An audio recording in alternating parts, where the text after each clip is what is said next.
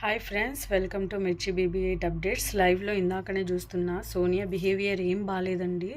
Night కూడా మామూలుగా బెడ్రూమ్లో మాట్లాడుకుంటూ ఉంటారనమాట. నిఖిల్, నైనిక, మణికంఠ కూడా ఉంటారనమాట. మాట్లాడుకుంటూ ఉంటే అక్కడేమో అటు సైడ్ ఎప్పుడు కూర్చుంటారు కదా, అక్కడ మన సోనియా వెయిట్ చేస్తూ ఉంటుంది నిఖిల్ కోసం వస్తాడేమో అని చెప్పేసి. తర్వాత వచ్చి ఏమమ్మా నైనిక నిఖిల్తో ముచ్చట్లు అయిపోయాయా అంటుంది. అంటే తను కదా ఎప్పుడు పెట్టేది, ఆ అమ్మాయిని అని హర్ట్ చేస్తుంది అనమాట సోనియా.